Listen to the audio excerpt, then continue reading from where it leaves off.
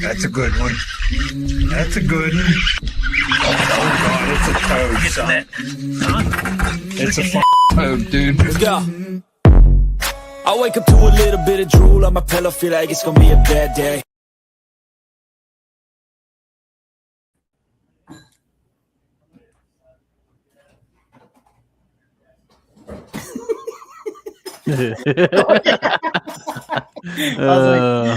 Oh. He's like, is anybody there? Oh man. Oh. Look, it's been Oh, long day. Long day. long day. Running on 3 hours of sleep for everyone listening. Well, But that's how she be sometime. you gotta get your life right. Yeah, and you know how else you get your life right? Head on over to onecastfishing.com. Use the code ONECAST, all one word, at checkout. Get your hands on all the snagless jigs, weedless nets, soft plastic, long neck hooks, and everything else that One Cast Fishing has to offer. I'm holding a 5-inch stinger right here. I got a Nighthawk. I got another Nighthawk right here. So head on over and get those little things. We'll talk about these a little bit here in a little bit. So also while you're online, use that link that we always drop in the description to head on over to Hobie Eyewear, get your hands on all the different frames and lens options they have to offer. Check out the different floating frames, man. Never lose another pair of sunglasses again. Before your next fishing trip, head on over to your app store, download the Deep Dive app, help break down different bodies of water, get all the different features that Deep Dive has to offer. They've been a great partner of the OneCast for several years now, and we appreciate their support. So head on over there, pay for that annual subscription, catch more fish. Also, moving to Central North Carolina, you're going to need a good realtor to get you squared away in the home of your dreams, and that person is no more than Uncle Terry Carpenter himself with Howard Perry Walson and Caldwell Banker. Terry is a licensed real estate agent serving the Central North Carolina area, and you can reach him at carpentert@hpw.com. And then finally, our boys out of Indianapolis, Indiana, the Waymeyer Group. Hit those guys up. They got everything you need for boat trailer parts. Actually, I was just having a conversation with Pete Shandrick Sr. right here, and he said that Waymeyer got him squared away for his Ranger trailer, everything that he needs. So you guys can shoot them a call at 1-800-434-4824. They got customer service representatives that are subject matter experts on standby, and they speak perfectly good English, so you'll be able to understand everything that's going on. Yeah, Peter, those guys at Waymeyer hooked me up. There you go. 2 days shipping. It was here in 2 days. I got a brand new boat trailer now. That's right. I feel safe. No more fires. No more fires. Pete, what you got there is a snazzy little heart bait. Yeah, man. It's a little Waymeyer on there. Love it. 800. Got the number. Yep. Oh, no, that was too close, apparently. But yeah, they hooked old man up. Yeah. So what's going on, gents? Another day, man. Another 25 cents. You're gone. But my wife and my boyfriend are out of town. So she said something You're when she living was that leaving. single life. What are She's you shaking like, around, you gumball? Oh, this is a Game Reaper baits. I forget what theirs is called. What is that? That is awful. It's You know an what? urchin style bait. That's thick. That is. Yeah, dude. For all you don't know, I'm That's sitting. thick. I'm We got sitting- bigger ones. We got smaller ones. So that literally looked like the hair in the picture that I seen that your mom has sitting on one of the mantles here in one of the picture frames from back in the day when Pete had a nice little goatee and he had that big old fro looking hair and stuff like that. So that's what it is. It's Pete fro. We call that Pete fro. That is it. Yeah, I don't remember what the urchin bait's called, but I like it. They got some cool rigging things. Local Sanford, North Carolina tackle company. So you can check out Game Reaper. They're not a sponsor of the show, but they got some good stuff. You know, Nick is local with Rattle Shot. They've got some different urchin style baits I got out in the kitchen. One thing Game Reaper has though that I thought is pretty cool, I got some to try, is they made this. Let me see if I can get it to focus here. Or they well, go ahead. They custom made these rigging rivets. Mhm. So it goes up in the bait. They don't use TPE, but they've got a super strong plastic they're using. So it goes up in the bait like so.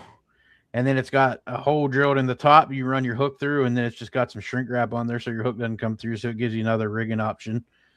So something pretty neat. I haven't got to mess with a whole lot yet. I've caught some on the Game Reaper baits, but gonna mess with that rigging. You know, I've been playing with different rigging styles.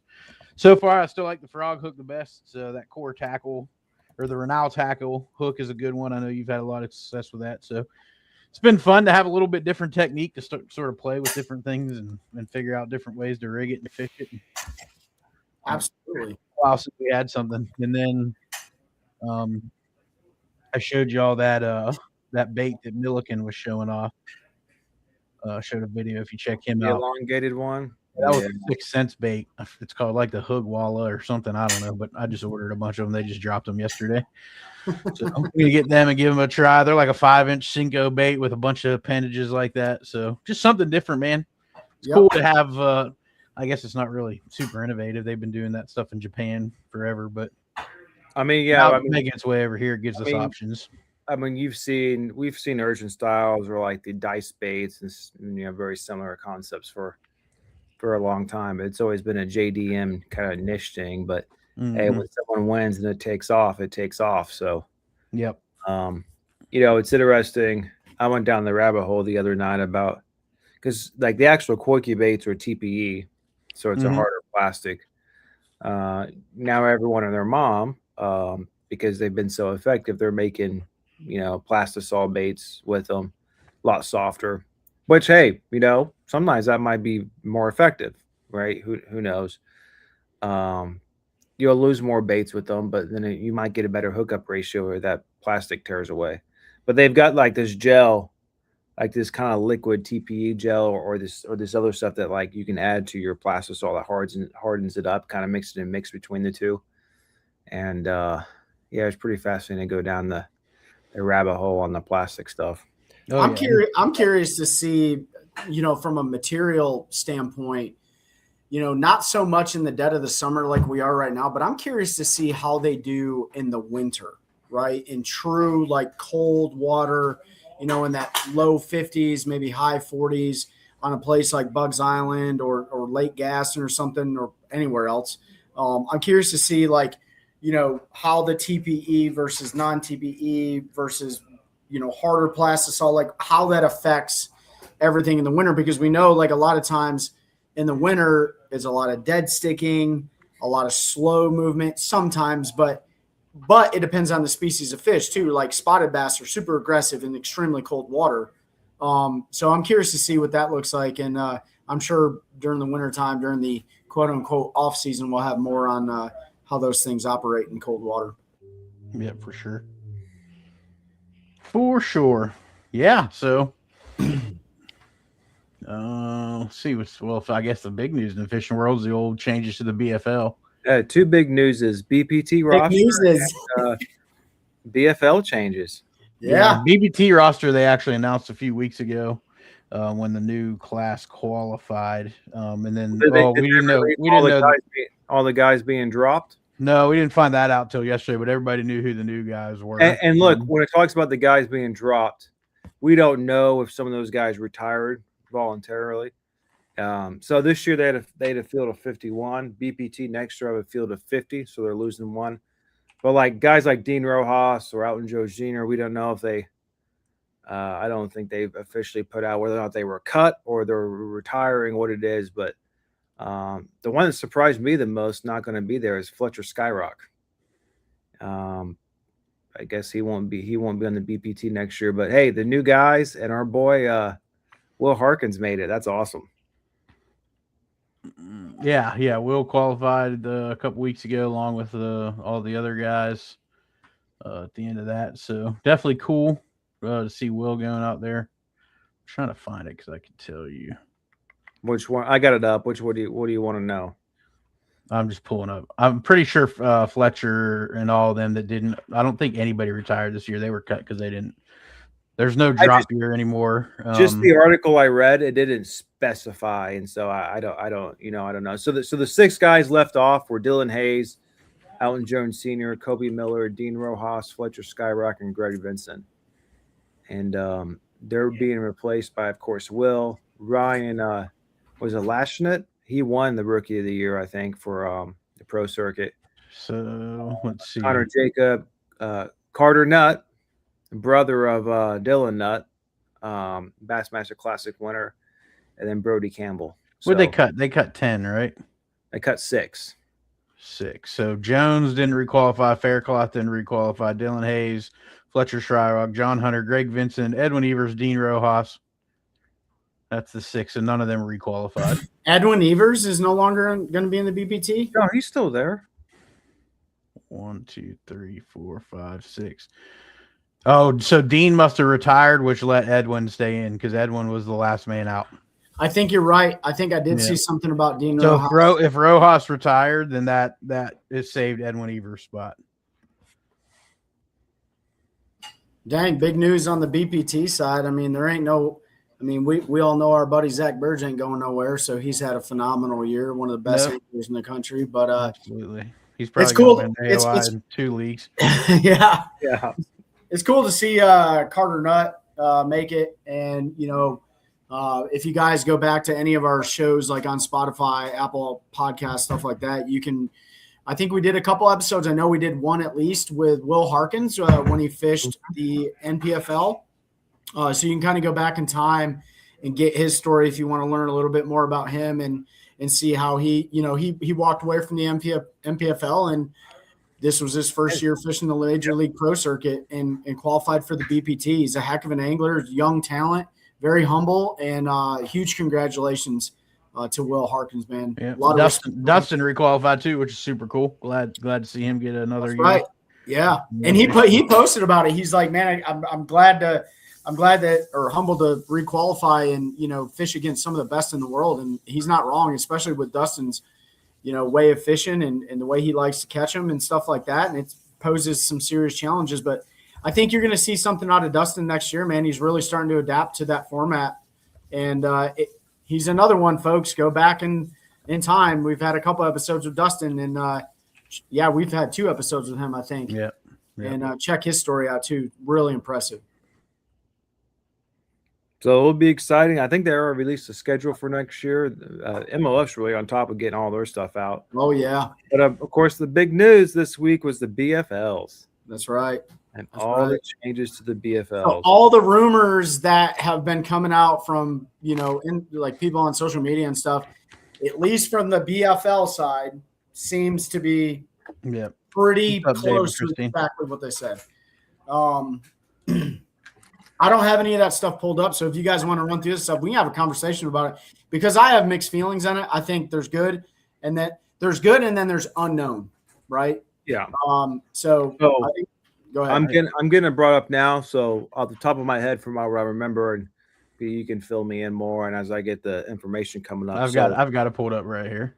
So it's So- going to a team format, but you don't have to fish with the team. You can fish individually. I think there's be 20 divisions across the country. You and your partner, or you by yourself, you have to at least fish 3 out of the 5 in order to qualify for to be eligible to qualify for those regional tournaments. And as I understand it, like if like Trey, you and Pete fished 3 and did well enough to qualify, but then like Pete or Trey couldn't fish any, then like I could fill in to do 2. I just wouldn't be qualified because I didn't fish the number of qualifiers.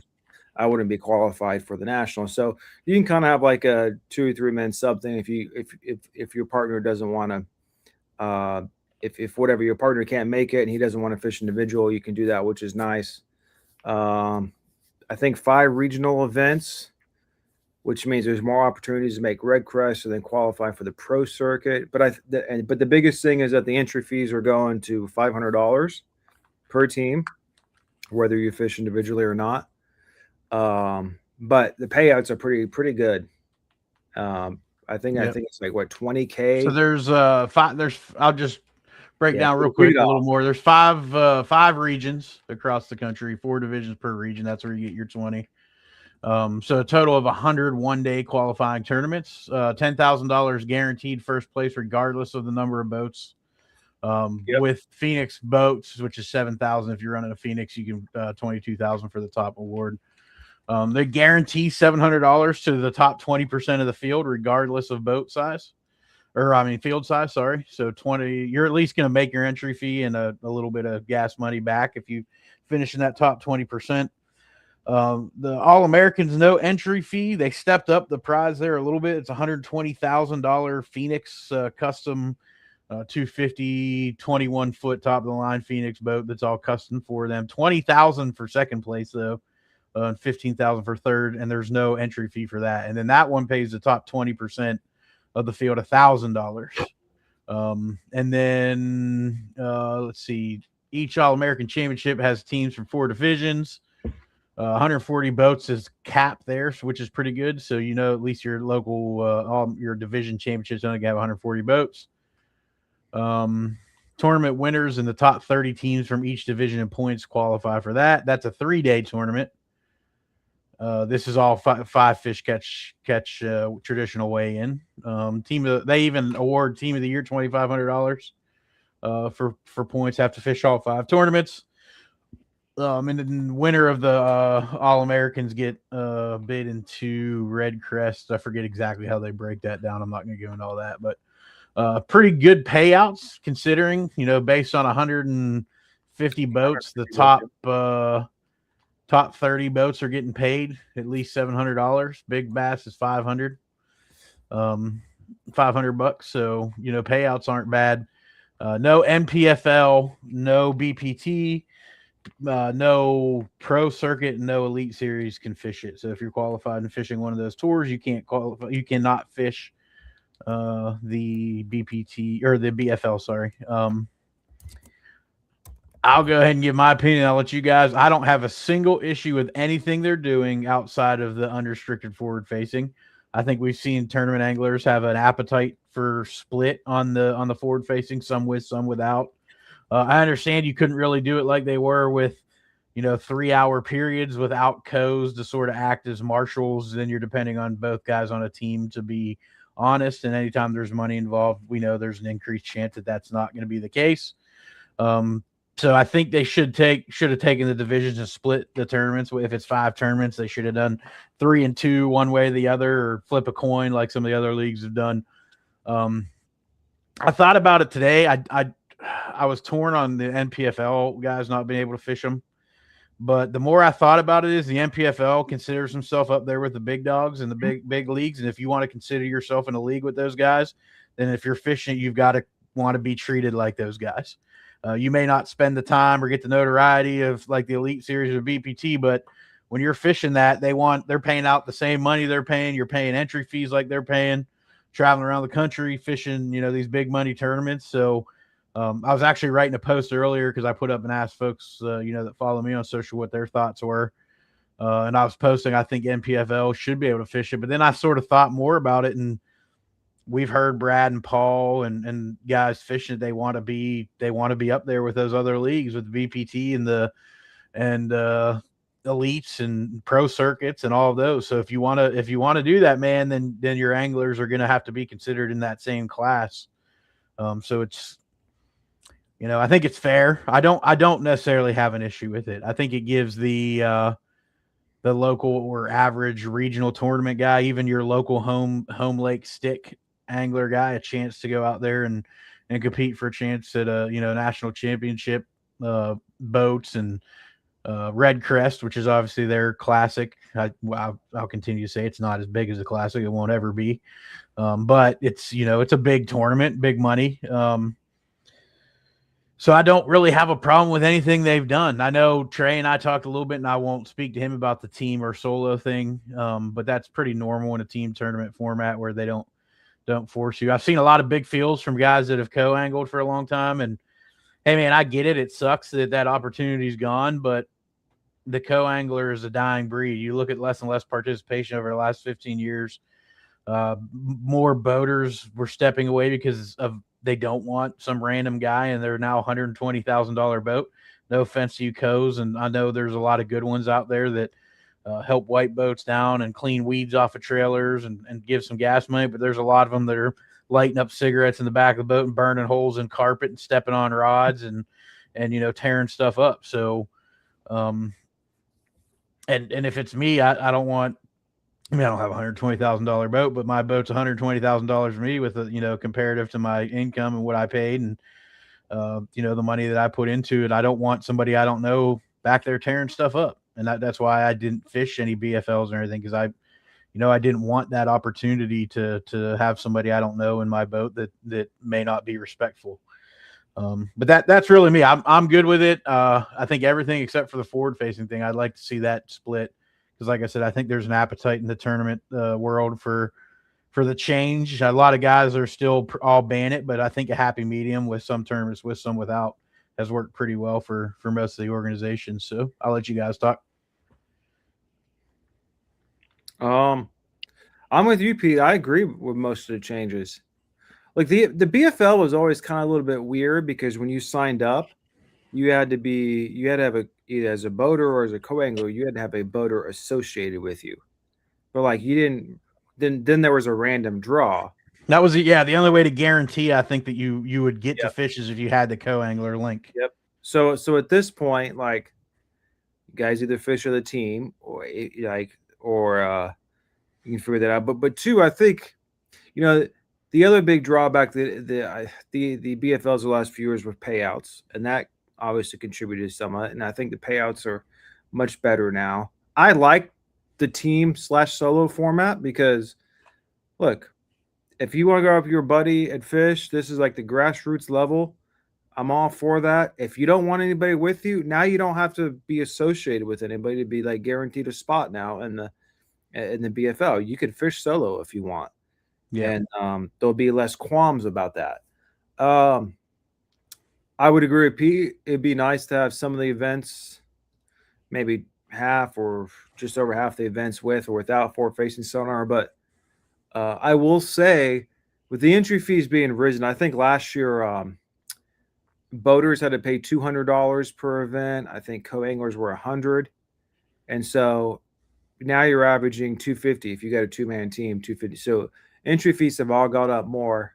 So theoretically, you have more serious anglers. When I say serious, right, guys who want to do this tournament thing involved. And let's be honest, pretty much all these people have we all have some version of life scope at this point.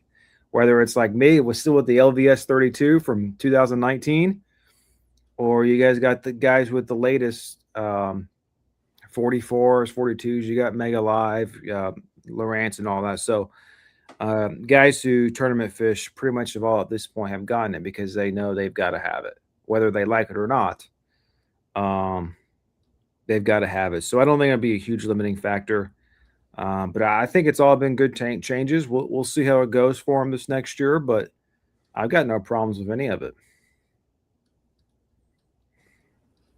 Yeah, I mean, I'll be quick. I think it briefs well, and it's clearly way more sanctioned, and MLF has a track record that has an actual history. We saw what happened with the dual threat fishing thing last year, and that like briefed really well too, but this isn't something that they're going to rob you from. So I think anytime there's like high level events that are kind of affordable and give guys and gals that constantly wear like MLF and BASS patches all over the place, and like, they want to say that they did it. Like, I think it's great that these guys are opening the doors to having those opportunities.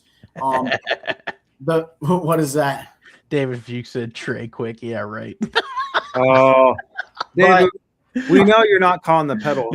But I mean, seriously, this is the last thing I'll say on it. Like, I think it's a great opportunity for people to go out there and gamble and maybe make some money back. The only thing I'm curious to see what their draw is going to be. And I say that because now, a lot of people were deterred from fishing the BFLs, not only about co-anglers, but they didn't want to go fish against the local guy on that lake and lose to that local guy. Like, let's be honest, like a Tyler Trent on Bugs Island or someone else. Like, now you're fishing against two of the best on a team on that lake, right? So there's guys that don't want to fish it because of the co-anglers. There's guys that don't want to fish it because of forward-facing sonar, and there are guys that don't want to fish because they just don't want to donate their money to the best anglers on that lake. I do like the fact that the highest level bass competitors cannot drop down to that, because that truly is the grassroots. The likelihood of, like, for instance, Pete and I, like traveling to Lake Norman, let's just say it's Lake Norman, High Rock, or Bugs Island. Those are probably the 3 in North Carolina that they would have it on. The likelihood of us making money versus fishing the Fishers of Men, no brainer. We're fishing the Fishers of Men. But it's also an opportunity at the local level, the grassroots level, to promote and market local brands, regional brands, national brands, and stuff like that. So I think it's a great opportunity, and I think it briefs well, and I hope that it has a massive amount of success. Now, you guys fish the Fishers of Men. To me, this sets up a little more similar to the Fishers of Men than it has in the past. And I will say, it's 5 divisions now, so they've decreased divisions. So, Yeah. I don't think it's going to be like some of those BFLs were always on the same lake in some places around the country. Yeah, And that's the thing with the divisions. Like, if you have a Carolina division or whatever that division is, you may have a North Carolina, a South Carolina, a Virginia, a Florida, and something else, on that schedule for your 5 tournaments. Exactly. So it's gonna be spread out across a region instead of, to Ben's point, there was like 900 divisions in the old BFL. So Kerr Lake and High Rock were about the only 2 they fished BFLs on here in North Carolina anymore. It seemed like they might have thrown one on Norman from time to time, but those 2 it seemed like every other month, every other week in the summer there was a BFL there, things like that. So Jeff Hodges says they need off limits week for the working man. I don't disagree, Jeff.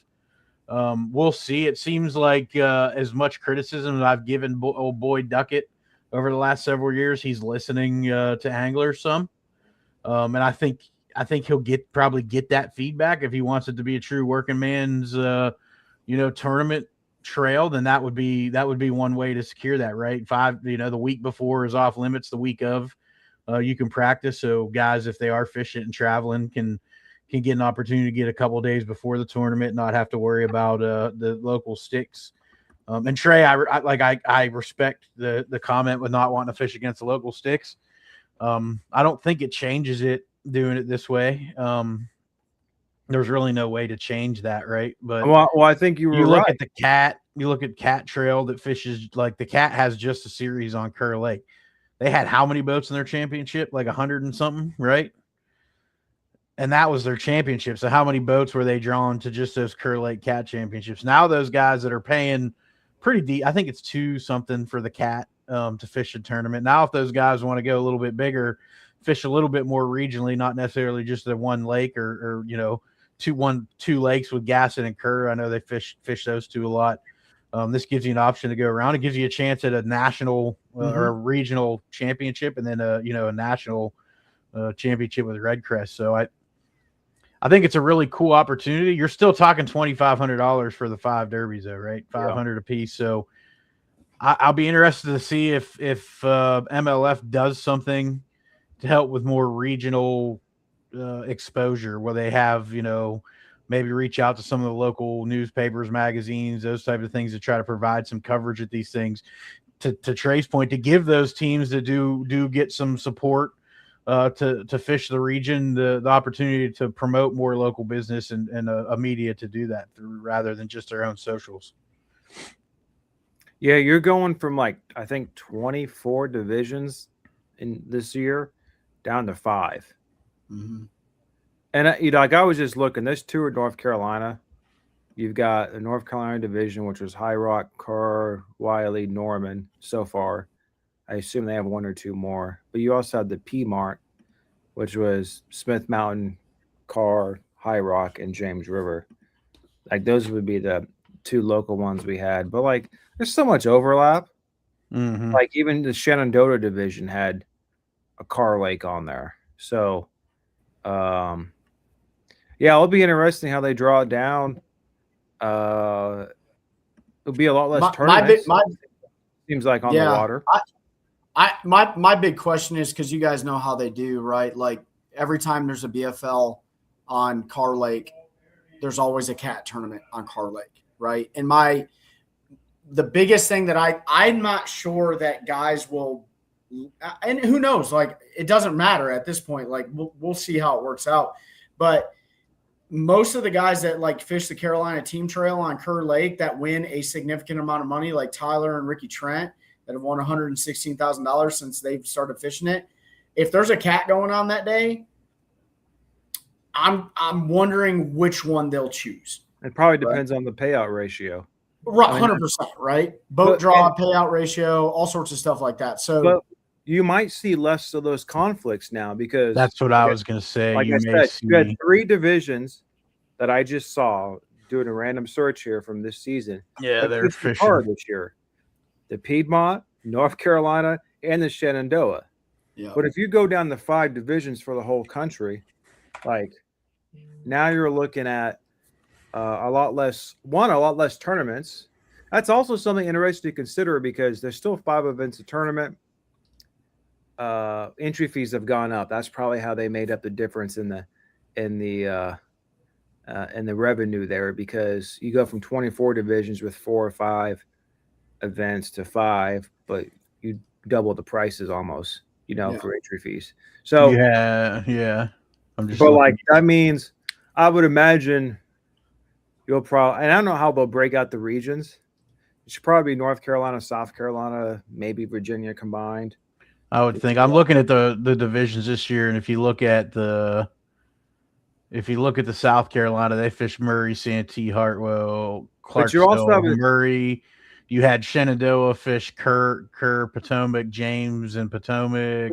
South You Carolina had also has the Piedmont, Savannah River, which fits Smith. Hartwell in places. Kerr, High Rock, James River. So they cross into James River in the Piedmont and Kerr Mhm. Lake again. So I could see North Carolina, Piedmont, and that one sort of combining into one East Coast or like Mid-Atlantic division where you fish from Virginia down to South Carolina.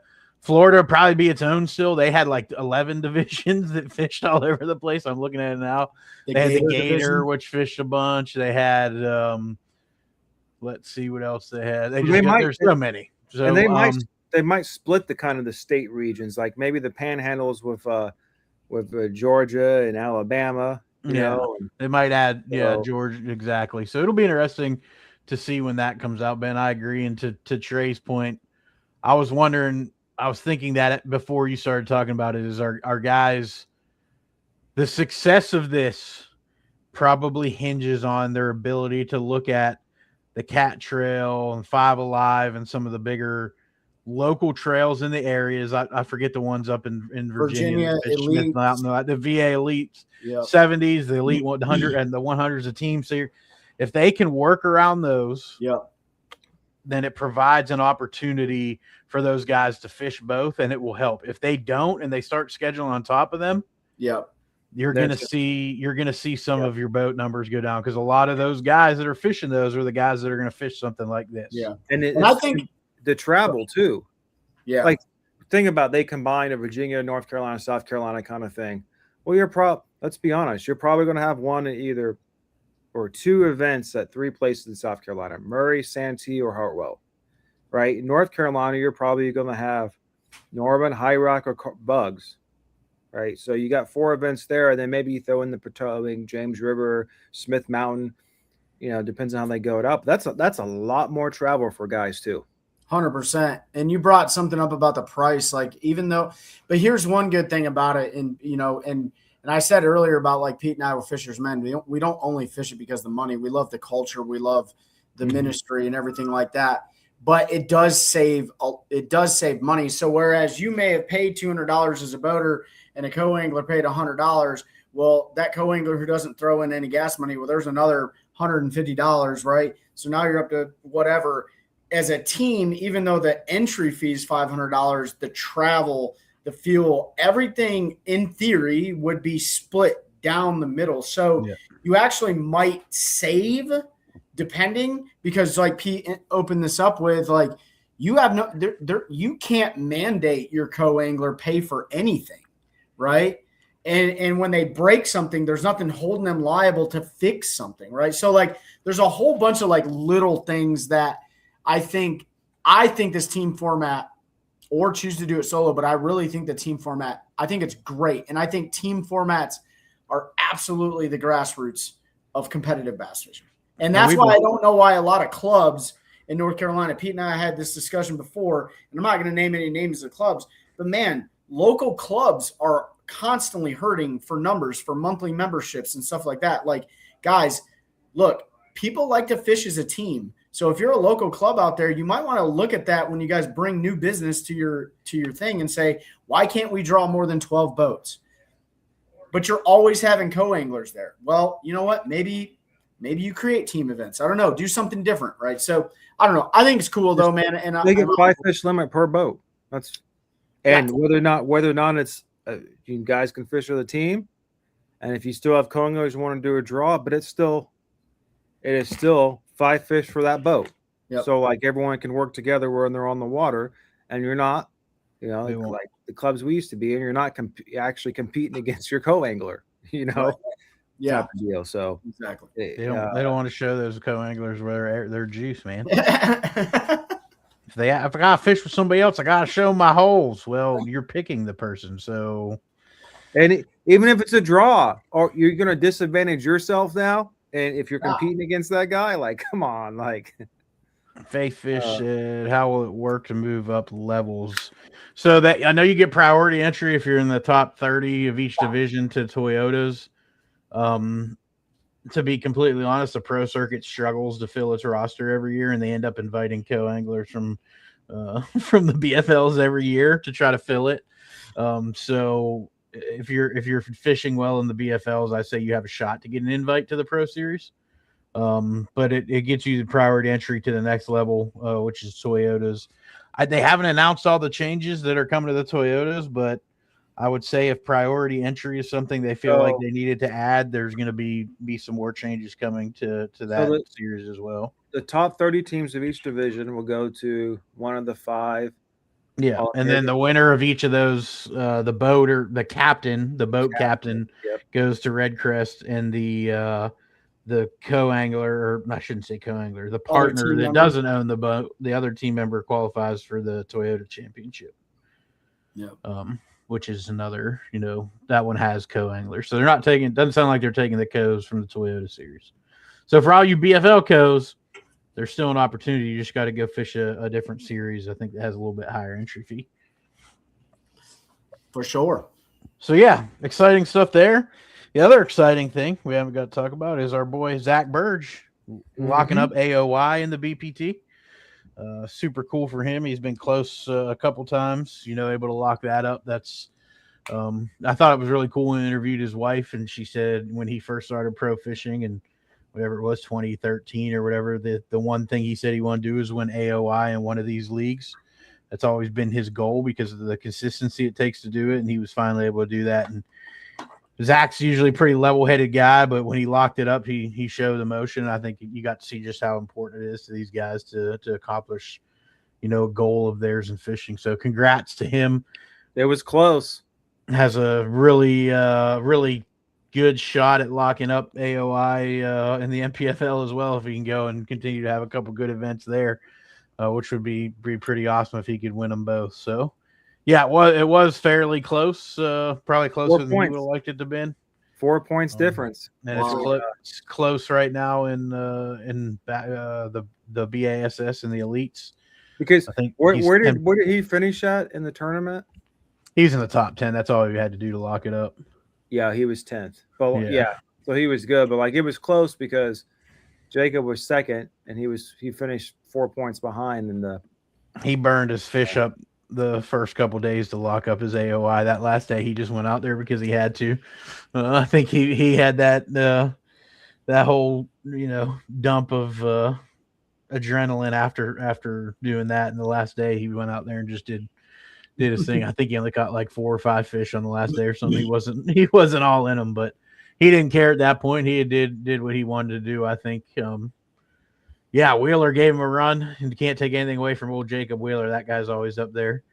It was good to see him have a good last tournament, with everything he's been going through with his wife and her cancer and stuff. So, glad to see him finish on a high note. Hopefully they can push through that and, reset for this coming year.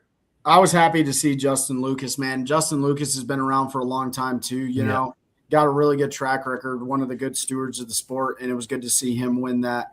Make that comeback in that format, man. You can't count anyone in the top 10 out, right? No.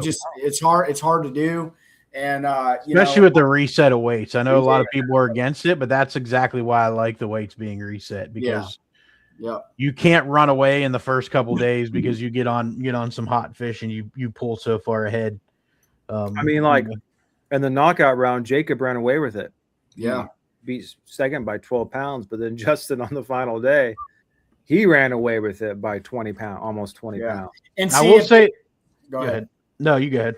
I was just going to say, and if they didn't reset those weights, it would be very boring for if a guy had like a 30, 40 pound lead and he knew that there was no ability for them to catch up, right? Like, I'm not saying boring, but I'm going to say like the incentive to go out there and bust them. You still get guys going out there busting them. But I like the fact that when they reset the weights and guys come from out of nowhere and win the event, or you're like, how did that happen? Well, that just goes to show you like adjustments, or you just got lucky, man. Just like luck is so much in fishing. You lucked on the right school of fish or the right group of fish, whatever. But I really do like the way that they run that format. I don't think the BPT should change a thing. No, honestly, I don't think they should change anything about the way that they. I think they finally got it right after several years of. Yep. And this smaller field helps too. You know, they make it work, and you know, the period thing works well for them for the forward facing, and they tried the 5-fish thing, but it didn't really work for them. And I think that I think they've come a long ways over the last 2.5, 3 years to correct some of the issues that they had. So it's good to have options to be able to watch. It's just a different method to determine who the best angler is. Yeah. I was surprised out of Sandusky that somebody didn't win by going catching 877 largemouth. Because we talked to guys when the NPFO were there that were catching 100 largemouth a day, and I think the weight up there was only like 1.25 pounds maybe. So I was really surprised that you didn't see somebody get in that grass. And then he dropped off. Well, I was gonna say, I don't know what the minimum weight was. The back, my mouse, and you're back. I don't know what the minimum weight was, and of course on championships, usually Sunday or championship round. I know it was a pound 1.2 or 1.25 pounds. It wasn't. It usually like goes up for the last day though, so I don't know what it was. I'm trying to look here. I'd have to go to the actual event, and it's not. I can't find it, but I don't find. Let's see. Anyways, but yeah, you're right. You know, you go out there if it's 1.5 pounds. Yeah, Jeff said it was 2 pounds. Was it 2? Final day. So like that can work for you for the first couple of days probably, but if it goes up, like it ain't gonna work for you. And that's that strategy that Dustin was talking about, folks. Go back and listen to him talk about it on our show and Spotify and stuff. Like strategy, like super amounts of strategy with that format. Mm-hmm. The next thing, I don't know if you guys have been following this, and I am praying that Carl Jochimson wins this event. And it's hard, right? Like there's obviously like, I don't dislike anybody, but I and I don't know Carl, but we know Carl through our show. We know Carl through Hobie. Carl has taken great initiatives to do the global lake cleanup. He was in the lead after day one, Bassmaster Elite Series up on Lake Champlain, no forward-facing sonar event, and he's still sitting in the lead after day two.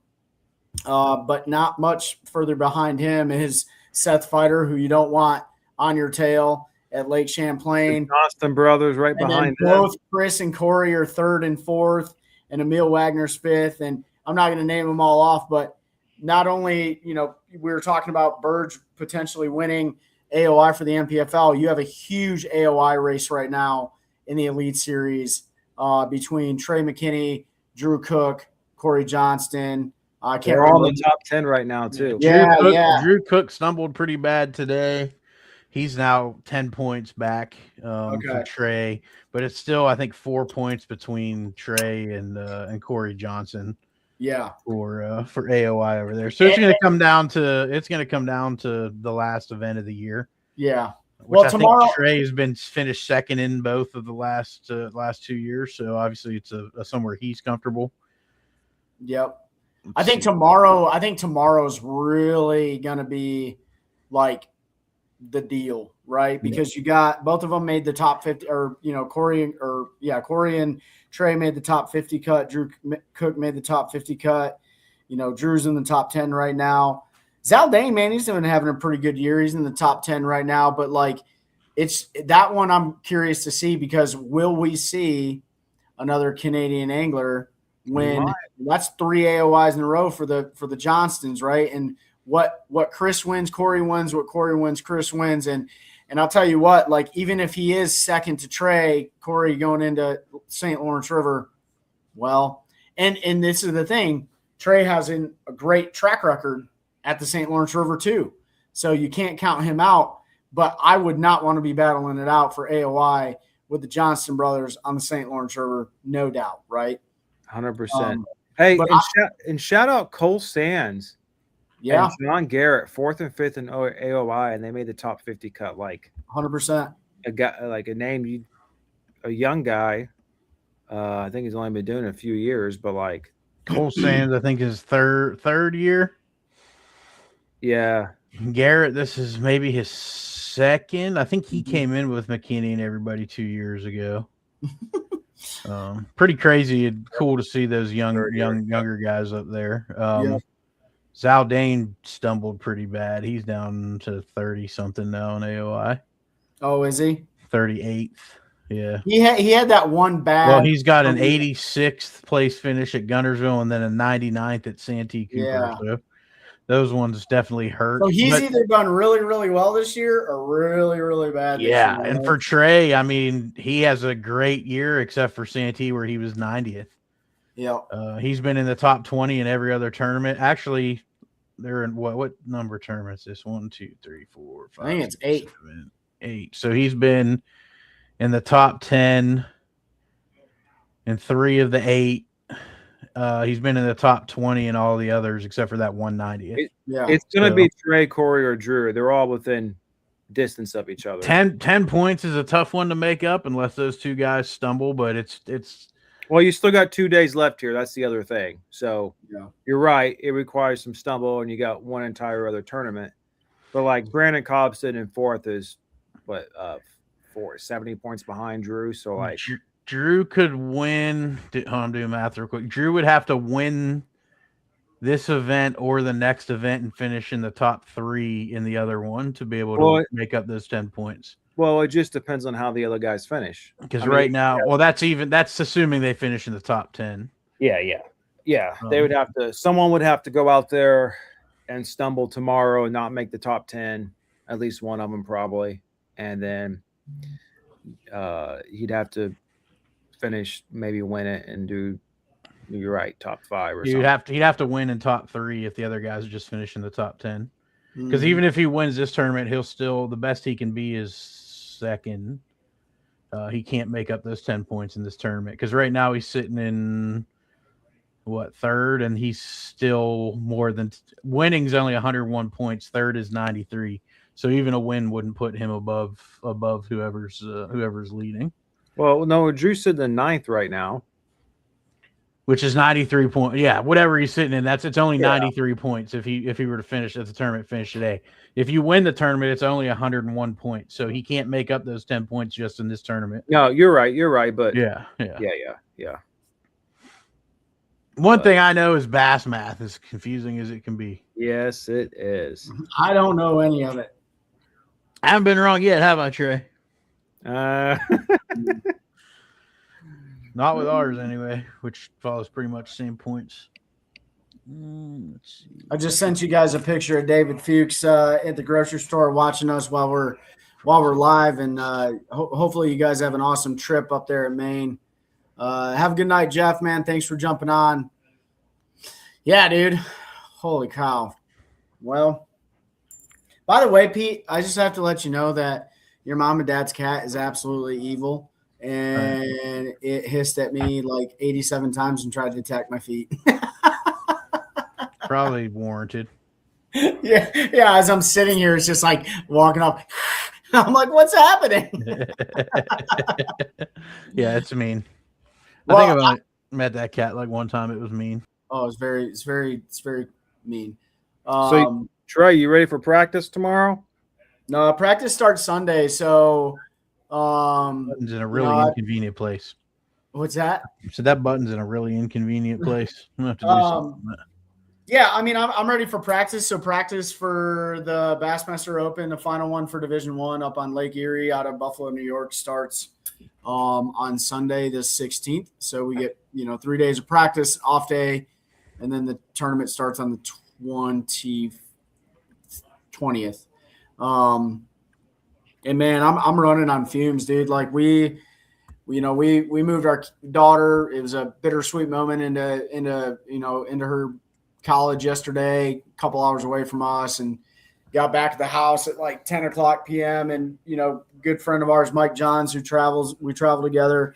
He was at the house playing with the dog, and we didn't go to bed till like 1 a.m. And then we literally left at 5 this morning. So we're running on truly 3 hours of sleep. So I got up at 4. So, but fortunately, this is where awesome relationships come into play. Like we were able to drive up here to Pete's mom and dad's house and hang out with them for the evening and have a nice home cooked meal and spend some time, drink a couple drinks and stuff. We're probably going to go to bed here shortly. And then we're going to push out to Buffalo tomorrow and check into our Airbnb in the afternoon and then, get everything squared away for practice. And I can tell you right now, the way I'm going to do it is I'm going to not probably make a single cast on the first day of practice. There's probably going to be a lot of running around and just graphing, looking for the things that matter up here. I'm not going to give too much out, but it's pretty much common sense. Everybody that has any sort of idea of how to smallmouth fish knows what to look for out here. But I'm going to do a lot of graphing, a lot of burning, a lot of gas, listening to a lot of music with my earbuds in. And I got a full line of spinning rods and casting rods rigged up for practice day 2 because what my intent is to go around and find fish. And then my intent on day 2 is to check the caliber of the fish if I find them. And what I mean by that is, am I on 2s? Am I on 3s? Am I on 4s? Whatever. And then go from there. Weather plays a huge factor up here, as people from the Great Lakes region know. The winds are everything.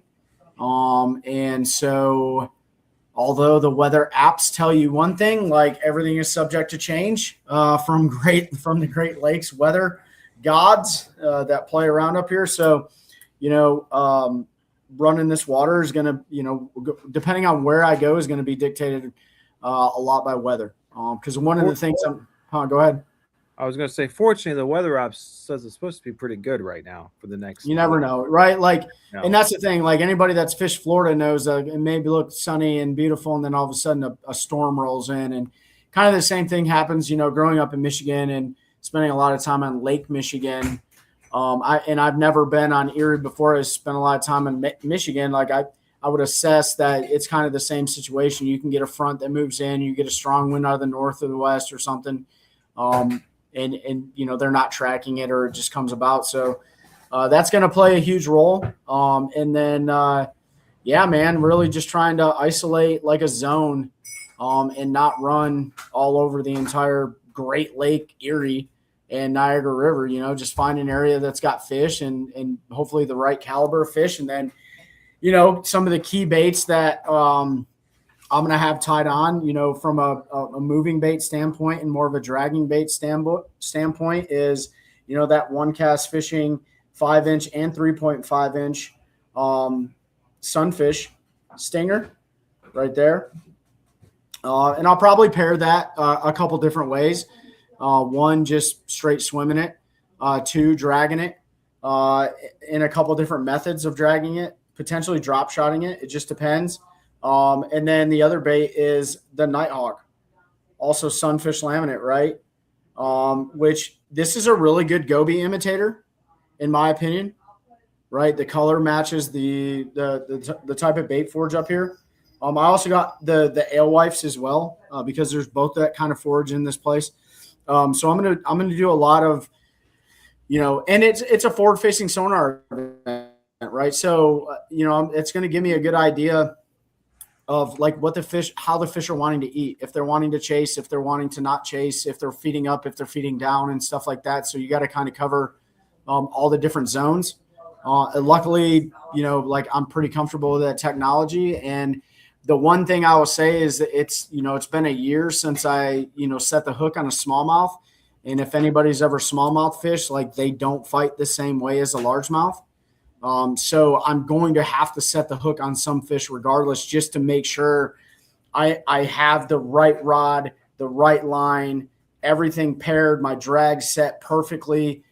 Because Pete, as well as I do, like smallmouth come out of the water like a rocket, and they'll spit your hook.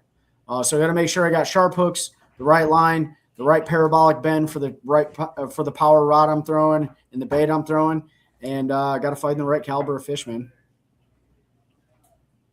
Easy. Yeah. You can definitely see I think I won't give the number, but there's definitely less anglers in this tournament than there was in the previous three. I think a lot of that has to do with the fact that guys know that they're not in contention for qualifying for the elite qualifiers. So they chose not to show up. I can't tell you what the number of cherry pickers are because the opens do allow people to jump in and cherry pick. But it's a little bit less. It's not much less. So we still have a pretty good field size. But if the winds do anything, it could make it pretty small up here. It could really force a lot of people into that river and stuff like that. There's going to be guys that send it out into that big water. And not that I'm, you guys know, like I don't care about fishing big water. I know the Great Lakes can be extremely overwhelming, but I'm also not like going to risk and sacrifice safety if there's 4, 5, 6 foot waves up there. And it's going to be almost impossible to catch them potentially anyways.